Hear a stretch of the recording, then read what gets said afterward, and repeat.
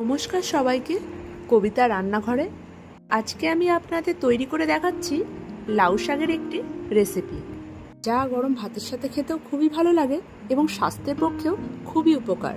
তাই দেরি না করে চলুন তাড়াতাড়ি দেখে নেওয়া যাক রেসিপিটি। প্রথমে একটু পাতলা করে আলু কেটে রেখে দিয়েছিলাম, সেটা একটু ভেজে নেব।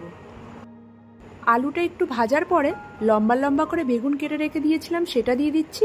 সাথে কটা কাঁচা লঙ্কাও দিয়ে দিচ্ছি। এরপর পরিমাণ মতন লবণ হলুদ দিয়ে এটাও একটু একসাথে ভালো করে ভেজে নেব।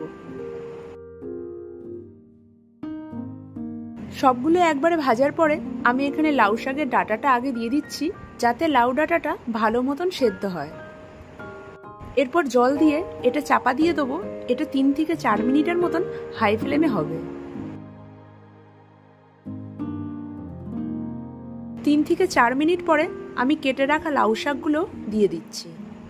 লাউ শাক দিয়েও এটা 2 থেকে 3 মিনিটের মতন হাই ফ্লেমে হবে। একসাথে সবগুলো সেদ্ধ করে নেওয়ার পরে এটা নামিয়ে নিচ্ছি।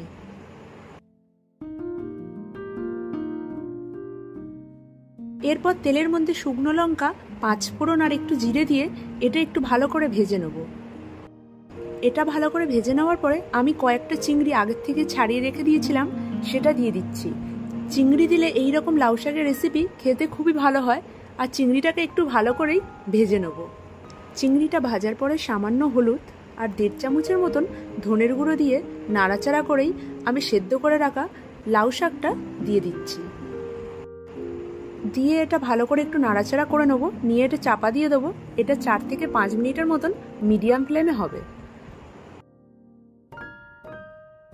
4 মিনিট পরে আমি একটু গোবিন্দভোগ চালের গুঁড়ো জলে গুলে রেখেছিলাম, সেটা দিয়ে দিচ্ছি।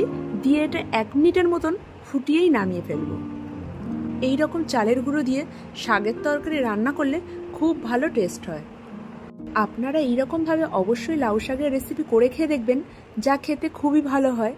এবং রেসিপিটি ভালো লাগলে লাইক, শেয়ার, কমেন্ট করবেন। এবং নতুন নতুন রেসিপি দেখতে পাওয়ার জন্য অবশ্যই আমার ইউটিউবের চ্যানেলটিকে সাবস্ক্রাইব করবেন এবং ফেসবুক পেজটিকে ফলো করবেন।